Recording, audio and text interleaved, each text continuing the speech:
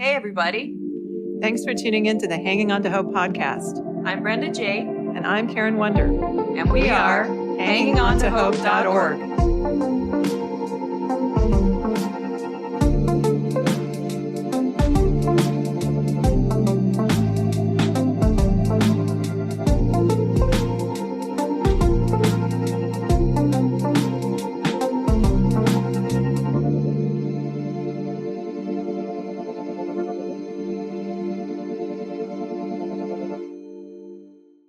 This podcast is intended as educational and is not psychological or medical advice.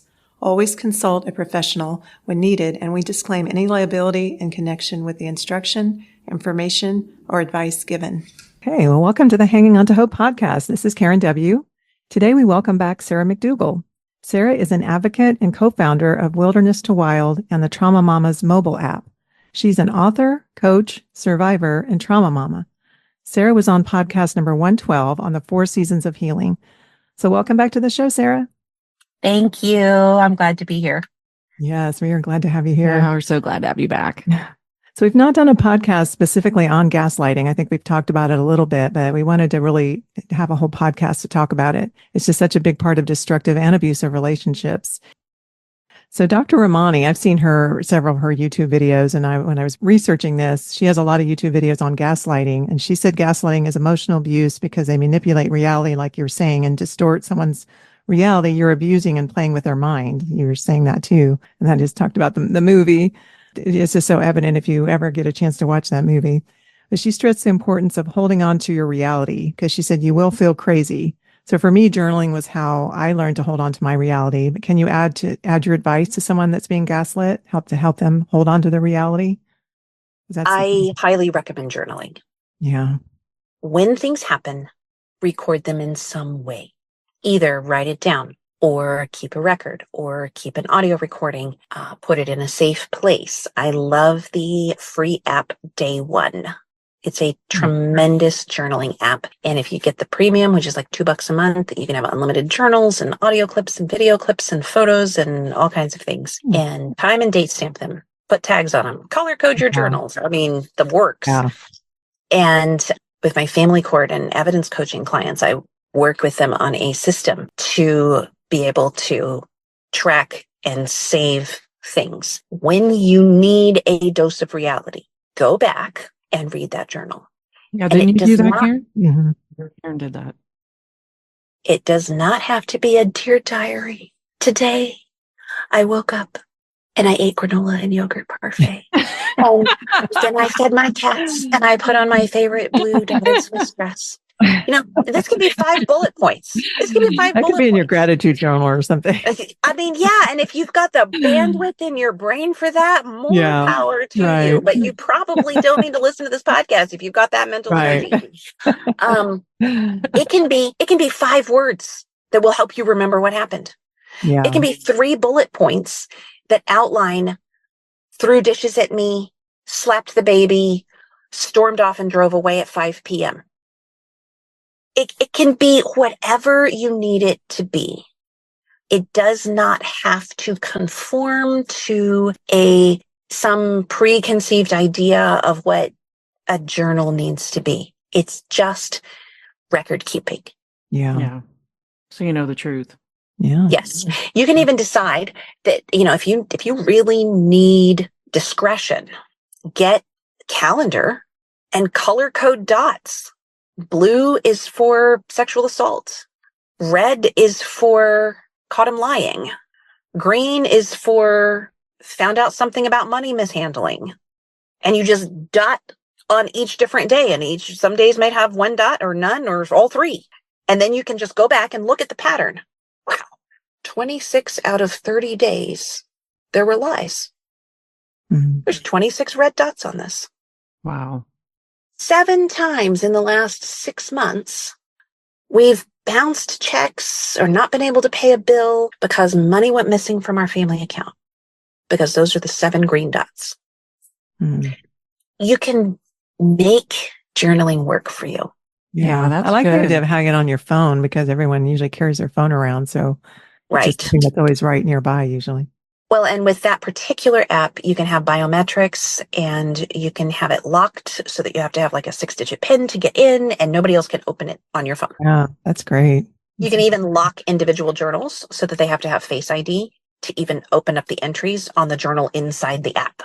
That's great. So it's got multiple layers of encryption and safety built in, which is one of the reasons it's my favorite. Yeah. Yeah, I think what's great about that, and even just the dots, is what it's also doing is helping you have awareness. You're actually having awareness that these things are happening and that you're being abused, so you need to get out. Right. I mean, it is very helpful. Even if you're not calling it abuse yet, Yeah. it's not just about whether or not you're aware you're being abused. It's that if it ever gets worse and you decide to get help, and let's say you go to your domestic violence center or your family justice center, and they're like, okay, what evidence do you have? And you're like, well, I have 3 years of this calendar. Yeah. Yeah. And in these 3 years, here are the number of times that there have been sexual assaults. Here's the number of times there's been an issue with scaring the kids. Here's the number of times that there's been whatever it is. Mm-hmm.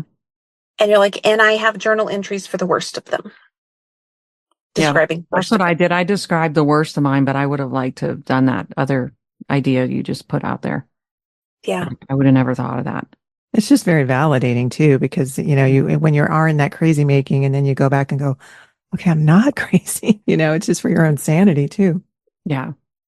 Yeah. But I think you don't have time to write down when they're constantly doing stuff as much as she's saying. You don't have time to write all that. That would have been an easy way to, all right, you know? Yeah, that's doable. Less to track for a brain fogged parent or partner.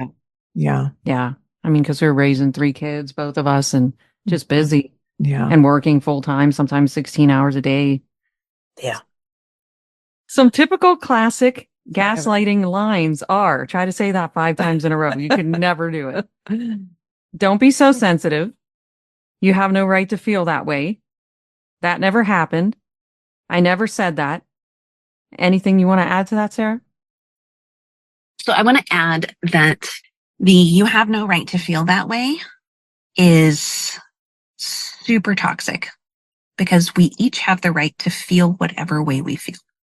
If anyone tells you you have no right to feel that way, you need to walk away from the conversation if it's safe to do so. Because if someone feels like, if they believe that they are entitled to tell you what you can and cannot possess as emotions, then you are dealing with a very entitled person. Yeah, definitely. Their perception of reality trumps your emotions, and you cannot reason with a person like that. Yeah. Now, there are times, however, where some of these other lines can actually be the truthful thing being said by the victim. For example, let's say you have a manipulative partner who says, I can't believe you made fun of me at dinner with our friends last night. And you're like, what are you talking about? I never said anything. And they're picking a fight. They're trying to find a way to manipulate you. And you actually never said anything that mocked them or made fun of them. But maybe you won at Boggle and their ego was hurt. So they are being genuinely oversensitive because their pride was hurt because they didn't win. And the victim in that situation might say, I never said that. I never made fun of you. I never mocked you. That never happened. You're being so oversensitive right now.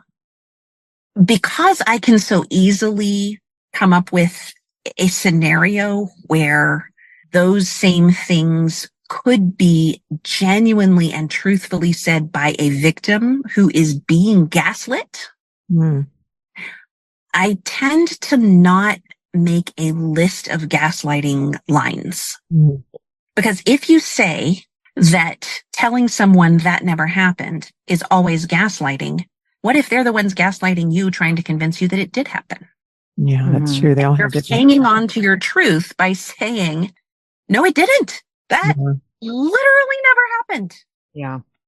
So out of that list, though, you have no right to feel that way. Sorry, People have the right to feel how they feel. Whether or not they handle those feelings well, Yeah. they may handle them very badly, Yeah. but they do have a right to feel how they feel. Yeah. And we cannot control others. So gaslighters are known to minimize the victim's emotions, then act as judge and jury of their emotions. Can you explain a little how this makes for crazy making? And you kind of talked about that a little bit, but. Yeah, I think we've kind of already introduced this idea. So if someone creates a situation that cultivates an atmosphere for you to have a certain kind of emotional response, then they're either likely, I'm going to say not just minimize, they're either likely to minimize or maximize your emotions. So let's say you are deeply hurt. They may play it off and minimize it as though it was just not that big of a deal. Mm. And you don't have the right to feel that way. But let's say that they think they gave you a gift and you're not okay with it, but you're trying to be polite, but they can tell that it wasn't something that made you happy.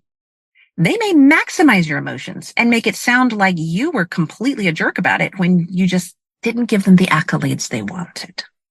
Okay. So let's say you were too quiet in a situation where they wanted you to be warm and fuzzy and effervescent and make them feel proud of themselves. So you didn't meet their demand to make them feel good.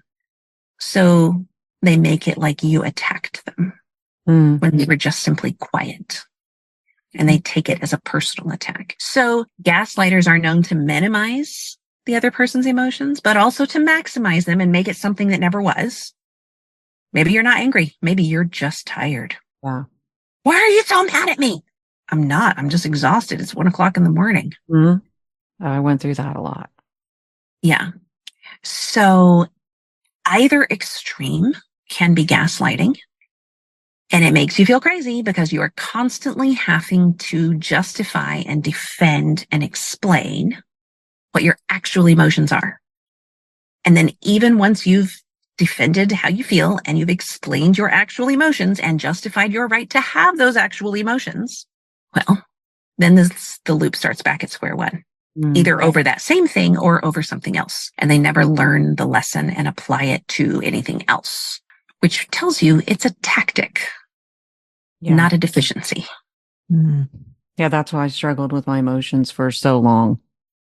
Like I still have to try to figure out what some of them are.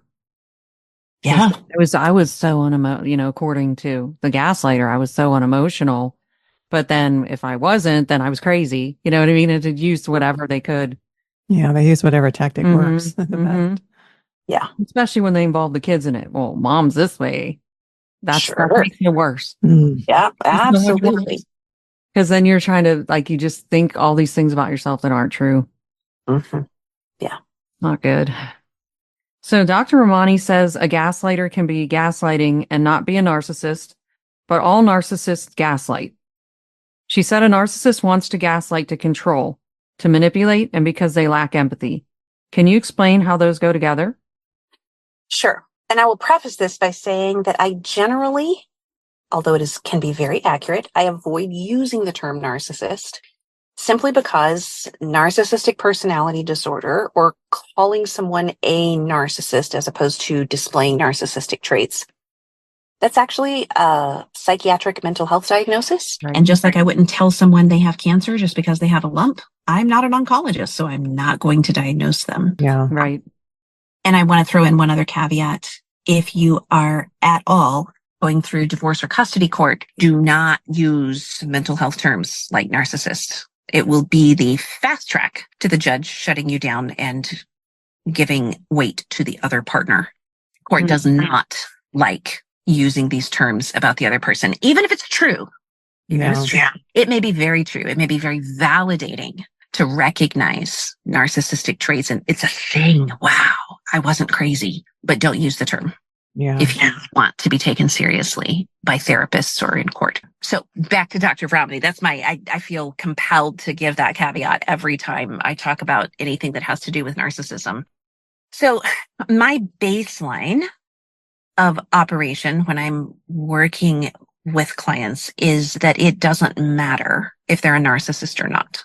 Are they doing the thing? If they're doing the thing, if they're gaslighting, If they're making you crazy, if they're twisting the truth, then they're doing the thing. If they're doing the thing, it doesn't matter if they had a terrible daddy or a terrible mommy. It doesn't matter if they have narcissistic personality disorder. It doesn't matter if they're a diagnosed sociopath. It doesn't matter if they just simply grew up in a family or a culture that made it normalized to do that. Motive doesn't matter. They're doing the thing. Yeah. The thing is damaging. Right. Yeah. So yes, those who have personality disorders or dark triad or dark tetrad personalities disorders, they are going to employ gaslighting as a weapon. They're going to manipulate and crazy make and make other people doubt reality because they live on a baseline of deception instead of truth. Yes. Agree.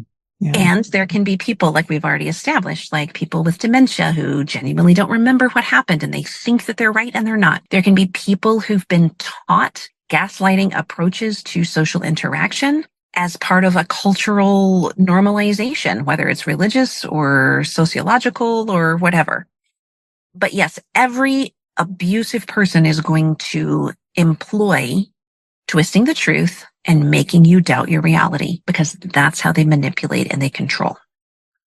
But the bottom line is it doesn't matter if they have a personality disorder. You can't have a relationship with a liar. Yeah. Right. Yeah. If you can't live it, you both have to be in reality to have a healthy relationship. Either you try to diagnose them and then you try to say they can't help it, which means they're never going to change, or they don't have a diagnosis. That means they're choosing to do this because it works for them, which also means it's very unlikely that they're going to change. The result is you're not safe in this relationship. You have to figure out what you're going to do with that information, not their motive. Their motive is irrelevant. Yeah, we do say that on our podcast. I think we did one on narcissism with Chuck DeGroat, and he talks about the whole time about having it's a diagnosis. He explains all that. And then we did a couple other ones where we talk about it and we make sure we say that you don't diagnose anyone. It's not something we're supposed to be diagnosing, but here's some traits, here's some characteristics to look out for. Yeah. So that's very good. Yeah, that was a good point. So in researching this, and I was doing a lot of research just on gaslighting, I saw an article on Daily Ohm that gave 8 signs you're being gaslit. And you can see if you want to add or if you agree or disagree with any of these. But they said, number 1, a gaslighter uses loaded words such as crazy and too sensitive. 2, a gaslighter is extremely defensive. 3, a gaslighter is constantly telling you how you feel. 4, a gaslighter makes you out to be the bad guy. 5, you start to question your reality around a gaslighter. 6, a gaslighter undermines your self-confidence. 7, a gaslighter outright denies what you know to be true. And 8, do you feel you need to agree on everything?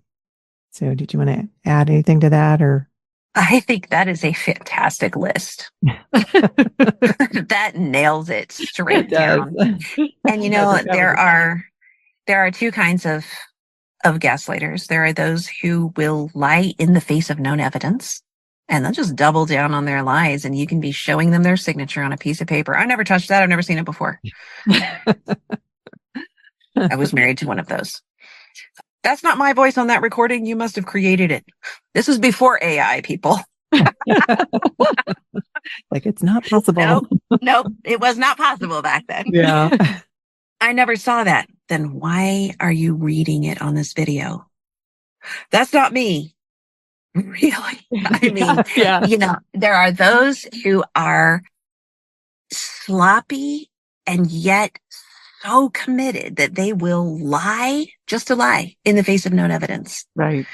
And those are the ones, honestly, that will mess with your head the most because you think it's not possible to lie so boldly. Yeah. Oh, yeah. And you're sitting there holding the evidence in your lap and thinking, how maybe what I have in my hands is actually faked. Because how could they see this, know that it is true, and still deny it? Yeah, it's dumbfounding. So it's those big, bold lies that make a truthful person believe.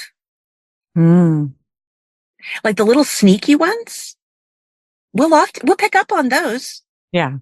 You said you were coming home at 5. Oh, so sorry. I mean, I had to stop at the gas station and then there was like a problem. I had to air out my tires and then, and you're like, whatever. You're making excuses. And you pick up on that. But when someone boldly lies a big lie in the face of known evidence, you're like, I must be crazy. Yeah. And I don't know why I'm smiling. In my mind now, I think because I've gone through it all and done a lot of podcasts and stuff, in my mind, I'm like, this person's a compulsive liar. That's what my mind says now. Yeah. Like, oh my goodness. Is there anything they won't lie about? Yeah. So, yeah, it's a big difference when you start to see what they're actually doing. So here's something that's really cool. I tell my protective parents who are working with someone who's willing to lie under oath about anything, we all project. If you're a liar, you project paranoia that people are going to lie to you and take advantage of you because that's what you do. But if you are a truth teller, if you have a sensitive, connected conscience, you assume that other people do too. Right. You project your goodwill and your tender conscience onto people who are not operating with the same baseline.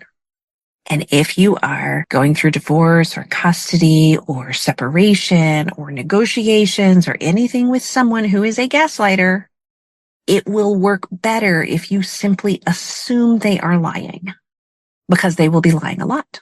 And you already know this. You will be consistently frustrated and dysregulated and your nervous system thrown off track if you keep thinking they're going to tell you the truth.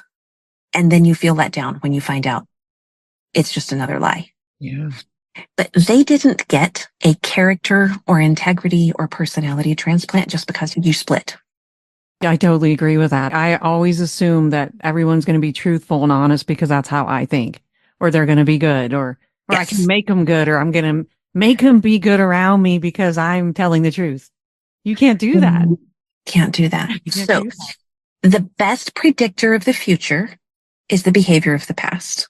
If they have been a liar until now, and now you have left, or if they have been neglectful of your children, or abusive to your children, or self-centered, or careless with money up until now, and then you've left, don't be surprised when you're going through the rest of the court process or the separation process, negotiation process, if they're still sneaky, deceptive, self-centered, neglectful, abusive, and untruthful.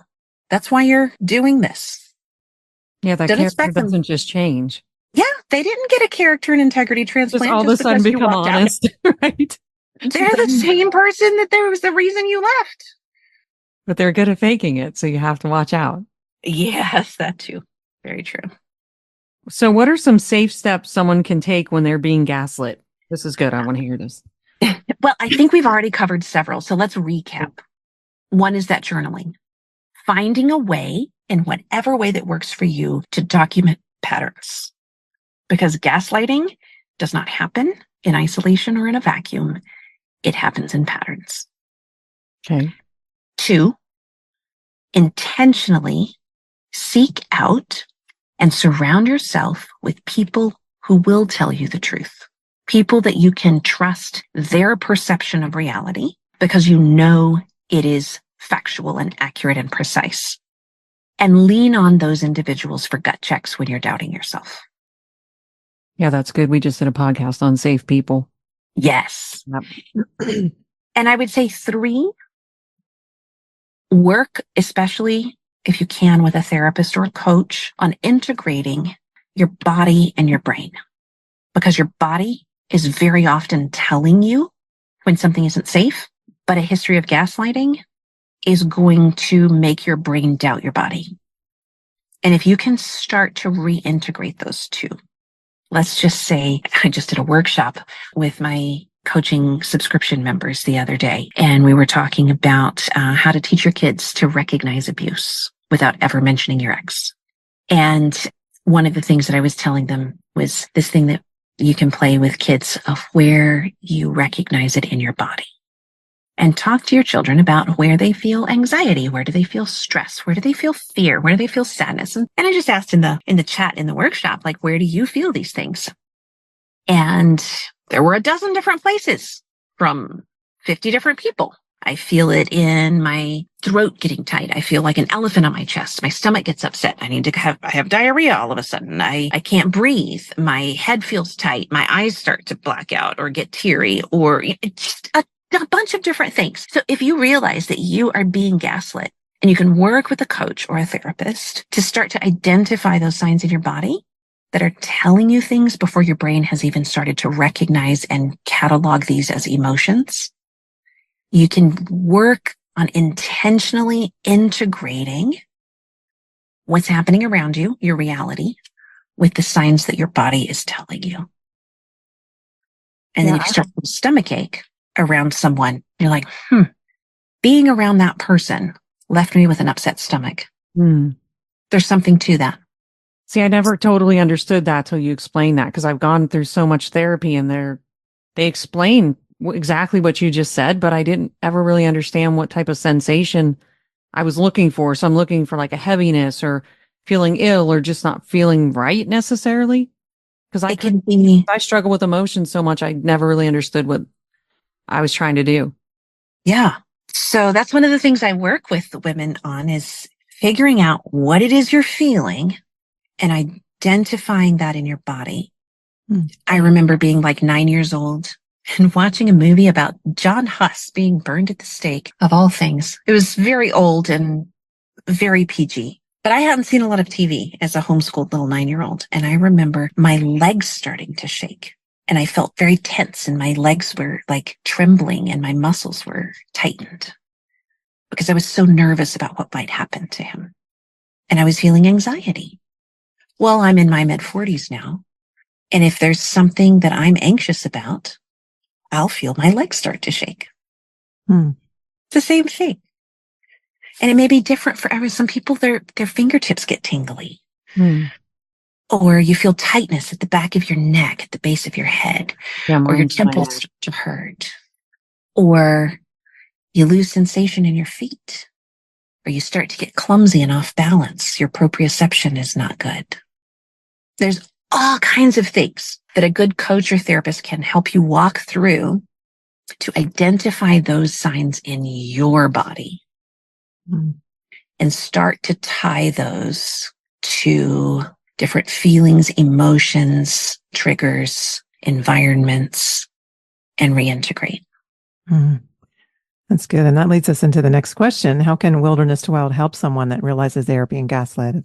Well, the very first thing is, if you realize someone is making you doubt your reality, there is probably also a lot other going on that you just don't have words for yet. And that's why we have our free mini course called Is This Abuse? I make it free to everyone, not because it was free to produce. It wasn't.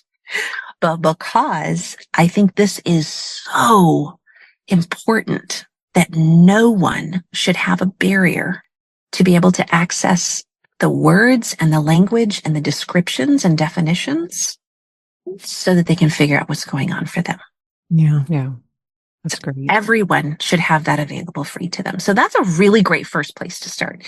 And if you love that and you want to know more, then we have different workshops and webinars, challenges, ebooks, that kind of thing on our website. And if you decide that you would like some actual support and do it together, we have a super affordable monthly subscription with a group coaching session every month and access to free workshops in my resource vault and a community of others who are in there for group coaching as well.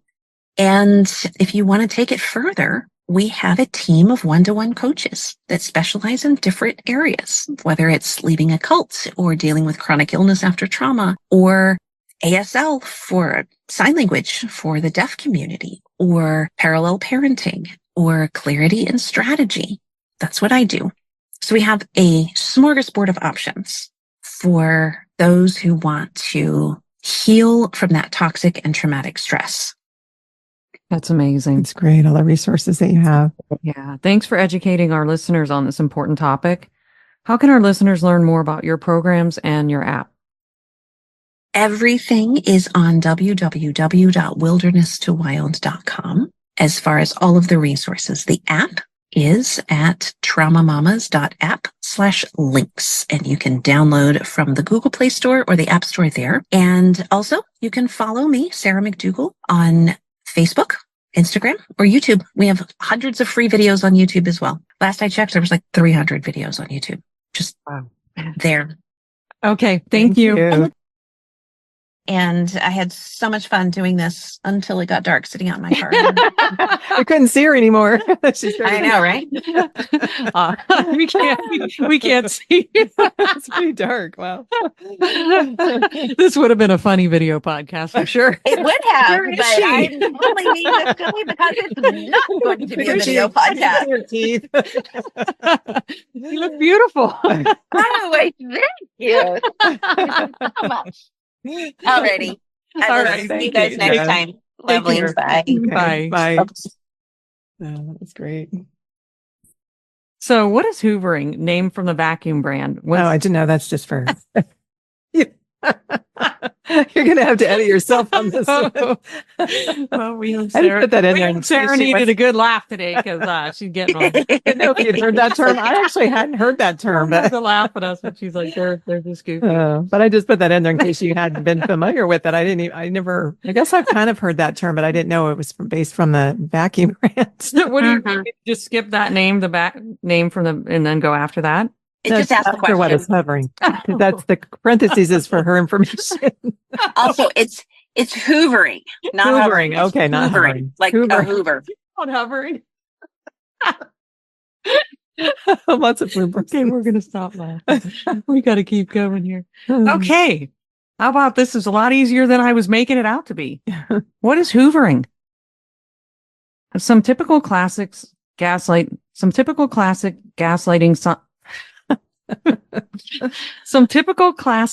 lines are. Try to say that 5 times in a row. You can never do it. Thanks for tuning in to Hanging On to Hope. Check out our website, hangingontohope.org. There are resources on there, and if you would like to donate or volunteer, you can do that through our website. We are a brand new nonprofit, so we appreciate any and all support. And we thank you for listening, and until next time, keep hanging on to hope. We are evidence that there is hope and healing for you, and our passion is to help you find it too. So thanks for tuning in. Thanks for listening, everyone.